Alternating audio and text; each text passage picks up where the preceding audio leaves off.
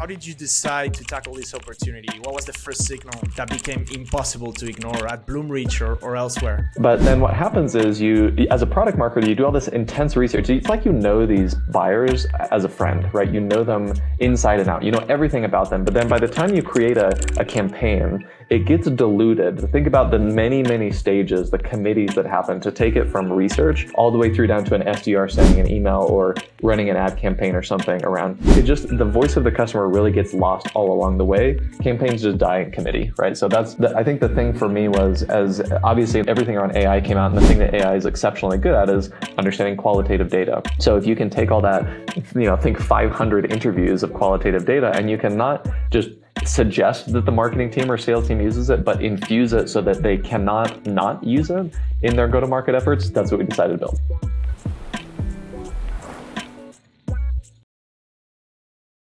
Welcome to the pod. Today I'm talking to my friend Clint, co-founder of CharacterQuilt, a company that's quietly redefining how go-to-market is done. After 10 years at Bloomreach, where we met, he went from SDR to PMM leader, trusted across the organization. One word that I kept hearing from him was integrity and intelligence, which is really cool, and you don't hear from a lot of people. Clint saw firsthand what most marketing teams get wrong. They gather insights, but they don't operationalize them. And he's now flipping that model. So correct me if I'm wrong later, but I'm going to give this a stab. CharacterQuilt builds persona agents, AI representations of your actual buyer, fed by real voice of customer interviews. These agents help marketing and sales teams build micro campaigns around true pain points, faster, more relevant, and without necessarily guessing like is sometimes done. So welcome to the pod, my friend. How are you doing? Thank you. I appreciate it, Vaughn. That's a great intro. Yeah, you're doing great. Thanks, it's great intro. Happy to be here, and thanks for having me. Pleasure as always. All right, so we're gonna break this down into 3 segments: start, grow, and raise, to get some good stuff for the good people of Startup Writers. So, all right, from insight to idea, how did you decide to tackle this opportunity? What was the first signal that became impossible to ignore at Bloomreach or elsewhere? Yeah, it's great. So I've been in the market research space and voice of the customer space for a long time. So I was a product marketing leader at Bloomreach, and at the time we were doing this massive win-loss program. We were doing probably 500 interviews a year, or at least several. It was getting close to 500 interviews every single year. But all of that information would just get put into a deck somewhere, get presented to the CEO somewhere, and we'd get a nice pat on the back. And it was a great program, and we fed product insights, we fed sales changes, we fed different plays and things like that. But eventually there were 2 big problems. One, it always got put into a deck, and we're like, there's something more here. There's something more.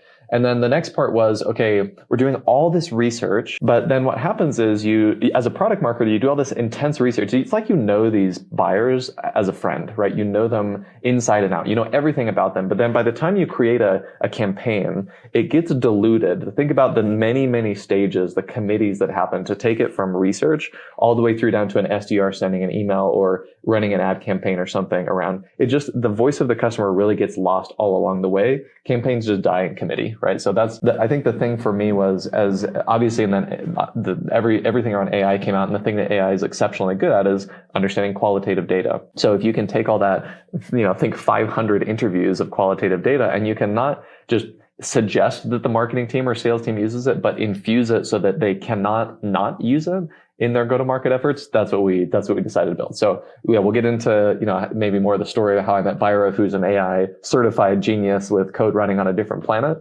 But that's the origin story. Awesome. And if we take a step back, for people who are not familiar with the PMM role and people earlier stage in startups, first, why did you land in that role and ended up leading a team there? Like, what attracted you to go there? Because you were an SDR, then you were an account executive. Like, why did you go in that direction first? Yeah, it's a great question. So if you've ever been an SDR or a salesperson, you know that you talk to customers every day and you feel how important those conversations are. And often there's this conflict between sales and marketing because they're like, look, I have all these great ideas, and marketing's like, whatever, it's just one salesperson, or like, I don't want to talk to you. But they are the best representation of the voice of the customer at your company, unless you are actually talking to the customer, right? The sales team, they are the next best source of market intel. So I think I got so excited from just getting on planes and and going to events and talking to customers. I was like, there's so much power here. I want to be able to scale that voice of customer and that power. So I moved into product marketing very much as maybe that seems like not common for some people, but it was very like natural for me to say, look, I love voice of the customer. I love talking to these customers. Let's just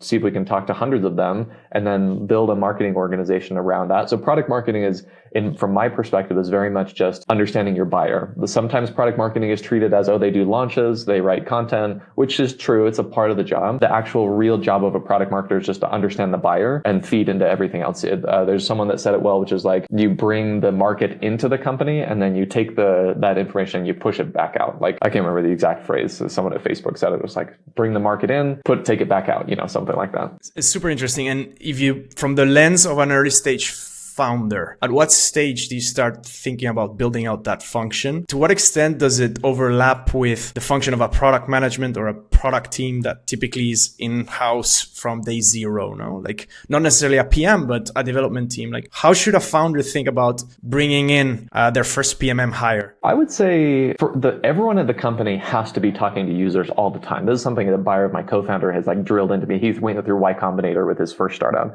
and it's all just about talk to users, build products. So I think he and I were very like philosophically aligned there. So I would say for the very first part of the company, the founders are the product marketers. They're understanding the market and the buyers, and then they're writing code, or they're taking voice of the customer, which is what I do in my day job. I take the voice of the customer and we turn it into campaigns. So once you start to get beyond the point, like once you build that, I'm writing the campaigns with our one marketer that's in-house right now. Once you get to the point where it's like, we need to understand a new market, or we need to understand it at a deeper level, and we need to start taking that voice of the customer and building campaigns out. At that point, you're either hiring a kind of a full stack marketer as a founder, or you're hiring a product marketer specifically. And it depends on the skill set of the founders, right? If you're like, look, I don't really know how to write messaging or copy or do any of these things. Obviously, there are tools out there that can help. But taking the voice of the customer and turning it into a campaign, we're not going to hire a product marketer for a very long time because I can do that job. But if you're like, look, we're very technical founders. We need someone that takes what we're learning from users and then can translate that into marketing materials and campaigns.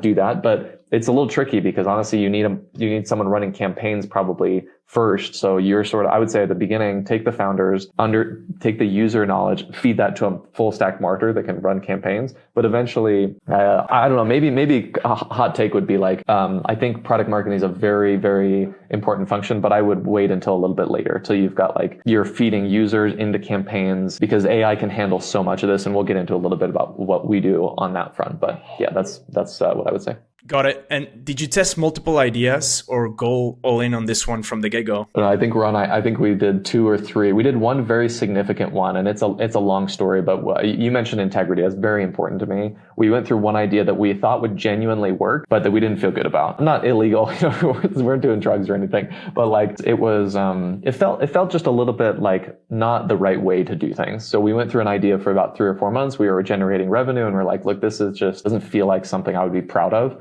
So we shut down that idea. I guess we're on idea pretty much number 2 that has iterated and like gone through different phases and things like that. But yeah, probably on idea 2 significantly. Awesome. Before we get into market insight and the product itself, like a few words on like, how did you choose your co-founder and how did you approach building the MVP? Yeah, so I met Bhairav actually about 4 or 5 years ago, because back to sort of voice of the customer, I was trying to analyze, I looked at Gong and I was like, I have 15,000 Gong calls in my database. Like, how do I use those better? Gong definitely has some tools for getting insights out of those, but I was like, we could do way more than the tools that Gong is offering. And so Byrov's first startup was around that idea of like, how do we help marketers, in particular product marketers, get more insights out of Gong calls? So I was working with him on that, and then we'll maybe get into the story, but he closed that startup down in part when ChatGPT came out, and there were some things that looked like they would be more of a commodity. And I posted on LinkedIn, I said, I'm leaving Bloomreach. I've got 3 ideas around a startup. And he saw my post and said, hey, let's talk.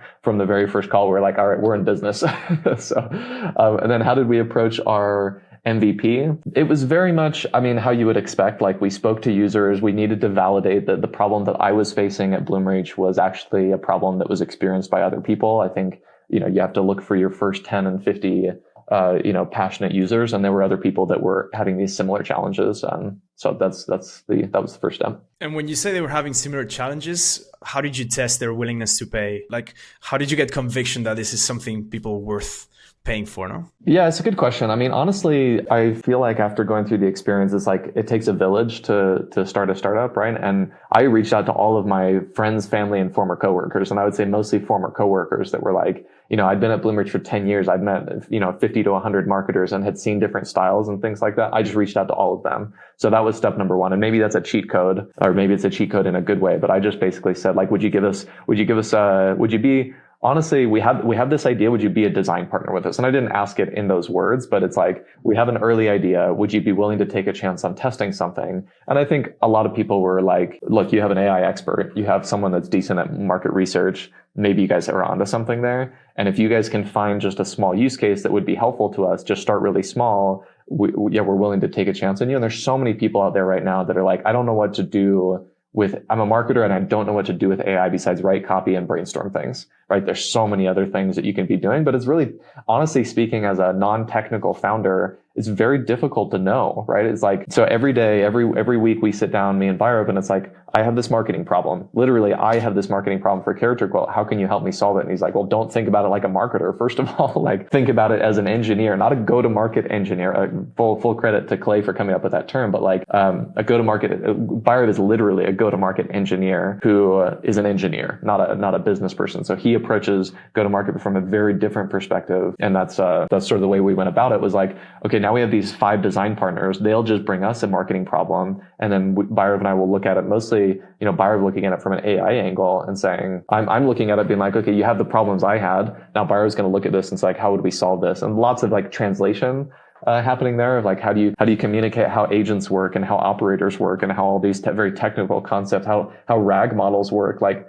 communicate that to a marketer and figure it out. But that's what the design process was last year in 2024. Of figuring out that MVP. And you mentioned you targeted something very specific that you can work with your design partners on. How did you decide what to work on, and was it like, what did the product, that first sliver of product, what did it solve? Yeah.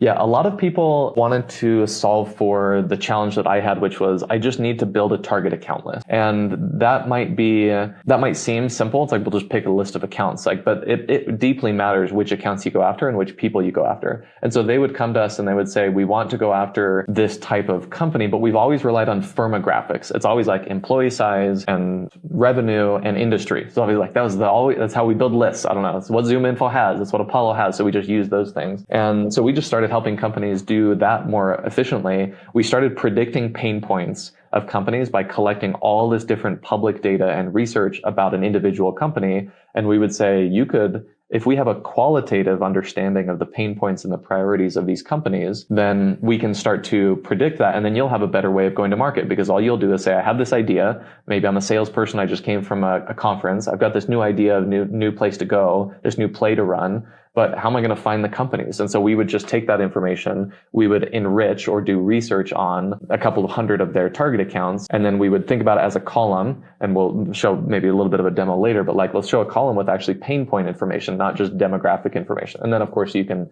run different campaigns and build target account lists from that. So that was definitely the initial pain point that we were trying to solve, is just help people like know which accounts to go after better.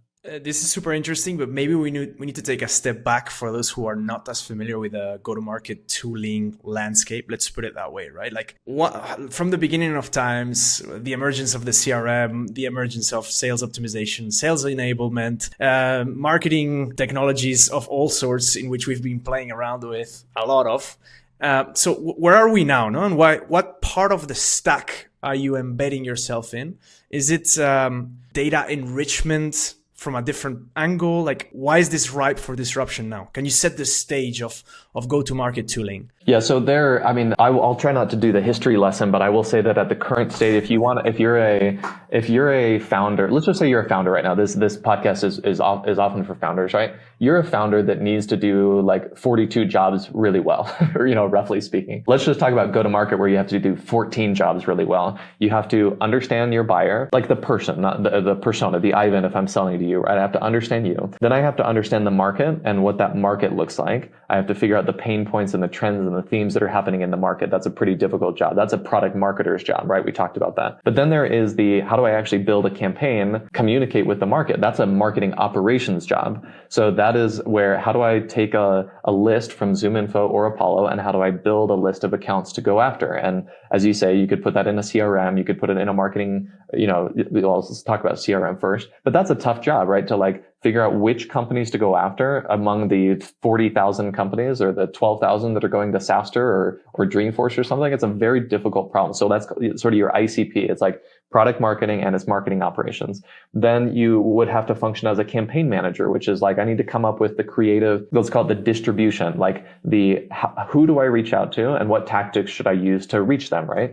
So should I build a podcast? Should I do cold email? Should I run ads? Like there's all these distribution and tactics you need to run. And then of course you have the people that actually do the end work, which is like, you probably need to make some human connection. So you hire an SDR. Now, founders often just pick one of those, or they often are just be like, well, let's hire an SDR to start reaching out to people. And so the problem is where we have gone is we've built marketing silos all through the thing. That's how I would build the history of marketing. Now you have tech that solves all those problems, but you have these silos where it's very difficult. So as a founder, you're like, well, do I hire 5 people? Do I hire 6 people to do this? Well, you can't, but there's very few tools out there that can take it from end to end. So like, where do we fit in the stack? Well, we're trying to help a founder do all of those things. Now, ideally, you would have one person that's not the founder. It's like a marketer or some sort of go-to-market person that is not dealing with fundraising and all the other stuff. So our ICP for us is like at least a minimum bar is like, you should probably have at least one marketer, at least one person that can help out. But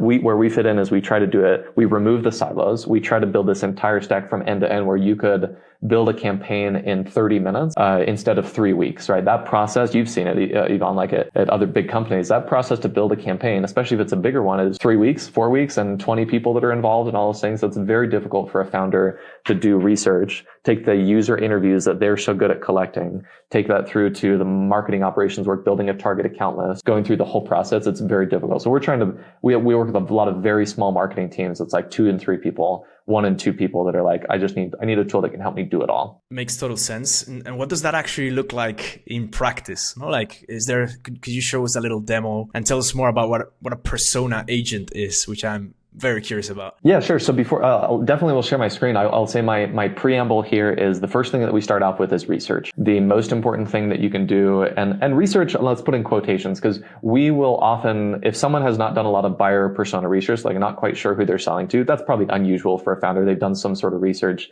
They're sharing their stories on the podcast. Like they have a story. They know the user, but you need to do a lot of it, right? So we will go recruit people from your target audience, not your customers, like your target prospects, and we'll interview them. It's just a very generic 30 to 45 minute interview where we're saying, what are your pain points? What are your problems? What does your buyer journey look like? What challenges do you have with your tech stack? Those kind of things. So we'll infuse a whole bunch of research at the beginning, but we can collect anything else. Put surveys in there. You put gong calls in there, like any other information that you use. You can build this concept of a persona agent or an AI persona or an avatar of your persona. That's the first step. But let me share my screen and we'll show you exactly what that looks like in practice. Okay, so the first interface here that I'll show you is, or I'll just, let's see, one more window here. The very first interface is going to look like very much a table of accounts, because that's where everything starts. Is you need to get a list of accounts and you need to start working with that. So I'm actually going to show you our environment, which is what I use on a day-to-day basis to run our go-to-market. So it's going to show a list of accounts, which is, so this is a list of accounts, right? So this is all of our 1,800 accounts that we're looking at reaching out to right now. And as I mentioned, like the first thing you need to do is start doing research. And so we have in the background, in the knowledge base, we have this AI persona, this persona agent that is there. But now we need to figure out, okay, what are the types of campaigns and things like that? But in order to do that, you need to do deep research on every one of these accounts. And so you can see, look at the level of depth on every one of these companies. So you're using research agents, but it's not just a generic research agent.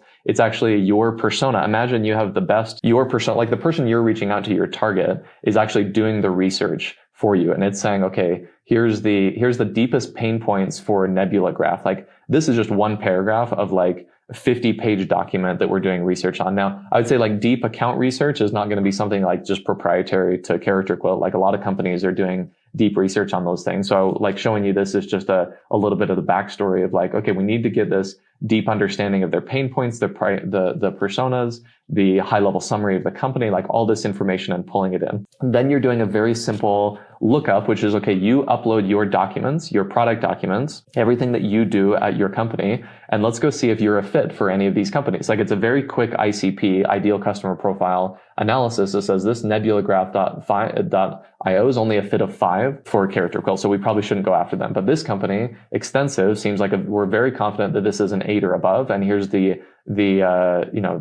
process, the justification for why they're a good fit.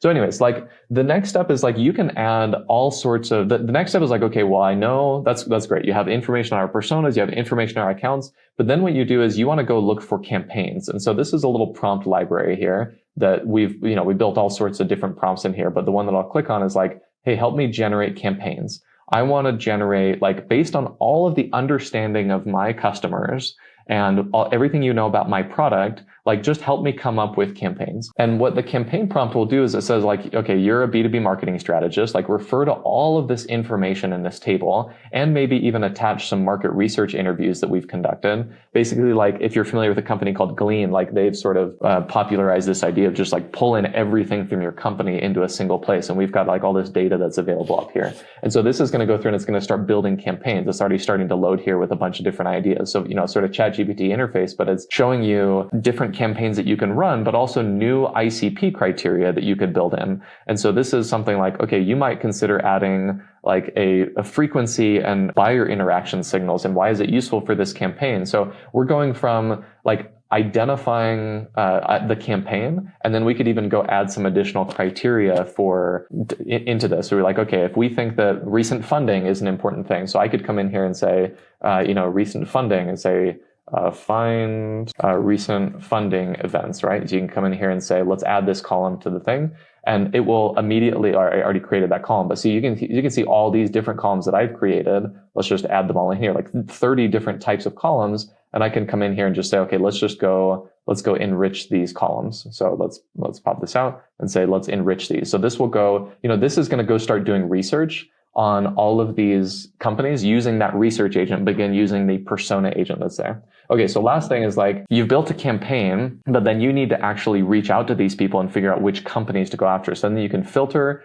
on the companies, or you can just say, which companies are a good fit for this campaign, and it will give you a list and let you filter by those things. So then I can come in here and say, cool, let's just imagine it told me these 5 companies were a good fit. Then we need to go find the people, right? We need to find not just which titles are important, but like, do they fit my persona? And then we can start running campaigns. We can start doing deep research even on the person or not. Like I was running a thing about, are they remote or not? Like we were running an event, like a dinner last week, and it was like, let's find all the people in our database that are actually working remotely and start enriching that. So anyways, it takes you all the way through to building assets for these campaigns. I'll stop my sharing right here. But like, you've gone through the process of again, from beginning to end. Think about, you only get one marketer to hire in your entire startup, right? Like who would you hire? Well, we think it's going to be just a full stack marketer that can go from research to marketing operations to campaign creation to potentially, the SDR is a tricky one. I'm a personal fan of like,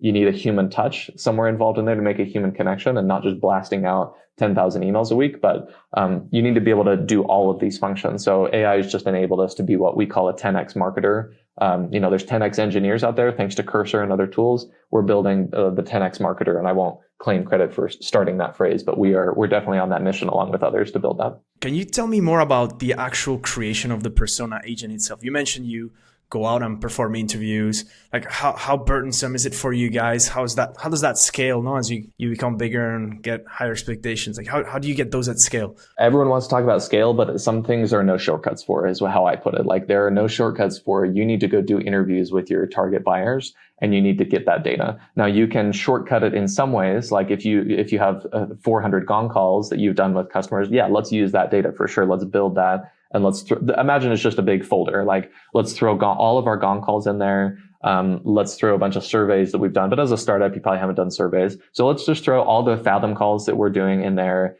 And then let's throw the let's go do 10 interviews that are completely unbiased. Gong calls are a little bit biased, which is the challenge, right? You're selling them something. They're already interested in you. So asking them, who they are and why they care about you is a little biased already. So you want to have some other inputs, but then you take that into a representation of your buyer. You use AI to think about it as just a typical persona, but you're throwing tons and tons of inputs into it. And it's not just a persona that lives on a slide. Think about like an API. It's a persona API in a sense that you can always call that persona.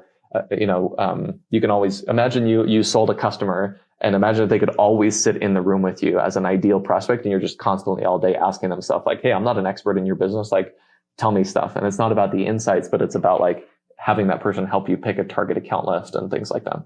And from the perspective of a founder who's choosing their basic go-to-market tech stack, let's say they have their first marketer and they're looking at the bunch of tools, data enrichment, they're looking at Clay, they're looking at you guys, they're looking at marketing automation platforms. Like, how should they sort through this decision at the beginning? Like what do they prioritize, and how does the Clays and other emerging tooling fit with you, no? Yeah, it's a great question. I mean, like which companies, how do you think about research and enrichment and outreach? And there's 10 tools that you'd get suggested to go build. And that's, I think, part of the problem is like, well, in theory, you should have like a GLG or a Winter, like a research, something to do research with at the very beginning. You should have a Clay that can enrich your accounts with something more than just firmographic information. You need Zoom Info for like basic contact database, or maybe you can just rely on Clay. You need a CRM. I think that all of these tools, and then you need tools to do outreach. You need SalesLoft, you need outreach. You probably need HubSpot for like a CRM plus marketing. Like, there's so many tools to do all these things. That's part of the problem, is that like there are so many tools. You sort of need to be an expert in each one of these things. Like, it takes quite a bit of work to get Clay up and running and have a go-to-market engineer managing those things. Like, we're trying to just dramatically simplify it all. We have customers that come to us and they don't buy any of that stuff. They just say like, can we buy CharacterQuilt? And you are our all-in-one like startup package for building a go-to-market motion. And we're not there yet. Like, we have not solved for, we don't want to actually, let's say we are there for being able to replace all those tools. We don't want to replace certain tools like, Smart Lead, for example, or Instantly. These guys that have figured out like email warming and domain warm up and all those kind of things. They've just got that down. We use like some of those tools that we don't want to reinvent. But like for all those things in the beginning to do research and to pull all this data in, like even Glean, if you're familiar, I think I mentioned Glean, like how do we pull in all this incredible data that we've collected over a year of doing discovery? I mean, put yourself in those shoes. Like, you've done probably 100 discovery interviews with all these different people. Like, where are those sitting? Like, they're in some database somewhere. Like, are you using those today? Probably not. But they represent your customer. So think about it as like Glean plus GLG Winter plus Clay plus Zoom Info plus outreach plus something to run your campaigns, right? Like, it's quite a big stack. So we are trying to make it simpler. And so would you say the atomic unit of what you're building is basically the voice of the customer, and that there's a market opportunity because of transformer technology that allows you to build this from the ground up, and compete with those who stop. So Gong stops at capturing the interview, transcribing it, coaching, sales reps, etc. You can build on top of that. And there's other people that are building data enrichment layers for the go-to-market sales organization specifically. And then you're saying, okay, there's a gap here for the marketing engineer, no? Like, is that the insight? Like, is that where you're going? Yeah, I would say that we are building essentially a go-to-market or a campaign operating system that can rely on voice of the customer data that is very rich inside the tool. So I think you said it well. The atomic unit is the research and the trends and the buyer, like putting them at the center. That's why I come back to ethics. Like, we didn't go with that other idea, but I love this idea because it feels right? It's like, yeah, of course I want to start with the buyer, but who's actually doing that well? Do you really feel like if you look in the mirror, like, I'm doing this amazing, that I'm just like representing my customer at every stage? Like, usually it's like I've done 200 calls and I'm trying to translate that, but then I hire someone and they haven't been in those 100 discovery calls. So then what? Like, they're not, the translation of go-to-market and like translating from a founder to the rest of your team is extremely difficult. I think it's an under talked about, underrated conversation of like, how do you the game of telephone. How do you, if you've done all the research as a founder, how do you translate that to your SDR? Like, this is a very difficult question. Like, how do you put that knowledge in their heads? But if that SDR, let's just say you only have one SDR at the company, but she's pretty smart, right? She's like, I could come up with campaigns, I could run campaigns, I could do all those things. What if you gave that SDR the atomic unit of tons of this go-to-market information and the tooling and the workflow to say, and I can come up with a target account list as a MOPS person, and I can reach out to the right people, and I have all this information. What if you can empower that BDR, SDR to run those campaigns quickly and not have to rely on, all these other things or hire somebody? Like, you're duplicating yourself as a founder, and by that I mean you're duplicating the voice of the customer, which feels right. It feels like it's the right way to do go-to-market and sales, which is what we're excited about. I remember at Bloomreach, our CRO at the time used to say that our CEO was the best sales guy that we had, no? And this is part of your insight goes from there, no? How do you get a Raj in every room and ensure that that's there, no? That's super interesting. Another question related to this, and it's a very difficult question because it's ambiguous and there's startups for everything, different business models, different ICPs, but just put yourself in the shoes of someone who's got a seed stage startup and who's thinking of building a go-to-market organization, and there's all these tools and they're going to hire 2 or 3 people. Who do you give the responsibility of building out the tech stack, and for what? No? First hire, but then also who does the responsibility of managing this increasingly complicated or bigger tech stack? And for good reason, because you're starting to have, if this agent thesis realizes, you're going to have like workers or AI plus human plus the machine, as we used to say, and someone needs to own the tech stack on top of the team. So who owns what? I think where we are today is not where companies are going. So let me split it into 2 pieces. I would say today, well, let's start with the future. Let's say in the future, you hire a go-to-market person. I don't know what that title is going to be, but I would call it a full stack marketer if we had to use a term right now. It's just like someone, probably not a fresh out of school junior SDR. I would say someone that's done a little bit of SDR work, probably done some marketing, probably run some campaigns, maybe at least felt the pain of some of these marketing tech stacks. In the future, I would say you give them CharacterQuilt. Obviously, I'm going to pitch myself, right? I would say you give them a tool that allows them to do all of the jobs at once. Now, today you might say go hire a somewhat junior, like a mid-level marketer, but still hungry kind of person that maybe has ideally some sales experience, and then can use all the tools that we've talked about: ZoomInfo, Clay, GLG, Winter, Glean. Like, yeah, sure, give them all those tools. If you've never heard of CharacterQuilt, that's probably what you're going to do.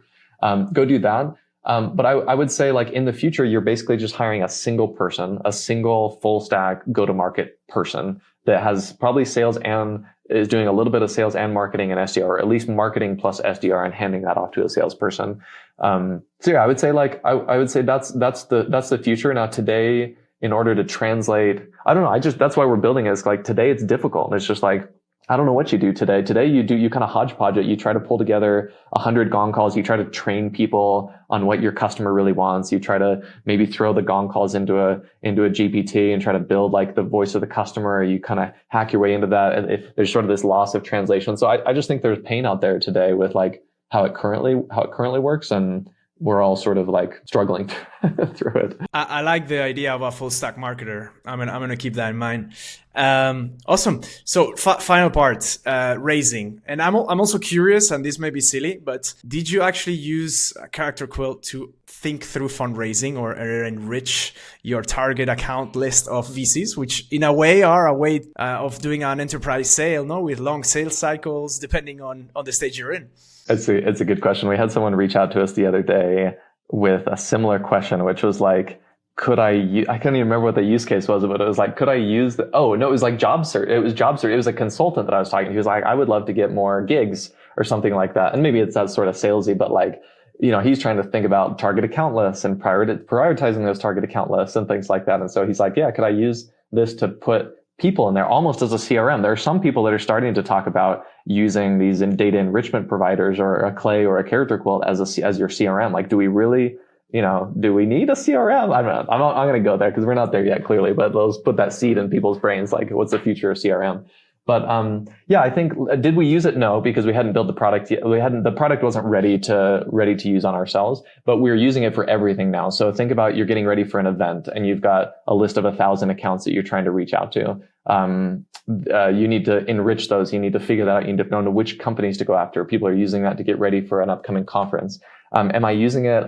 My current favorite use case is I think I'm probably 500 people over the last 18 months of this startup that I've spoken to. They're in all sorts of different places and stages and things like that. So now I'm uploading those into our CRM, which is CharacterQuilt, and just say like, enrich those or help me understand, how did I meet this person? Like, what conversations did I have? We've all been there. Like, we have 7,000 connections on LinkedIn and no idea how we met any of them. And like, so who do I reach out to for help? Like, your network is probably bigger than you think. And the thing that I woke up the other night thinking about was like, we talk about brand awareness of your startup, right? Like, your brand awareness is any person ever that has come into contact with your company. And I know that seems a little CRM-y, but like every person, there were like 5 users. We had one customer and they laid off like 90% of their company. But there was 5 users that I was thinking about the other day. It's like, I haven't talked to them in 6 months. They know CharacterQuilt. They know our brand. They had a good experience with us. And so why am I not reaching out or having them in my database and like having those conversations? So anyways, you can use it for all sorts of things. Cool. I was gonna go into like, how did you raise pre-seed and seed, but I'm gonna cut it short because I think we got all we need. Congratulations on the work starting now, and the product looks amazing. Where can people find you if they want to test out the product? What do they do? Sure. Yeah. CharacterQuilt.com. So my co-founder said, I want a name that people don't have to spell and that they can spell it right off the bat. So CharacterQuilt, you can see sort of like our branding in the top. So that'll little visual reminder for you. I post a lot of stuff on LinkedIn. So we do a lot of research, as you can probably tell from this, and I post learnings from that all the time on LinkedIn. And so you'll find me or get annoyed with me at some point with all the research we're publishing and stuff. But yeah, I mean, reach out if you want to see anything. Awesome. Thank you so much, Clint. Yeah, absolutely. Thanks, Ivan.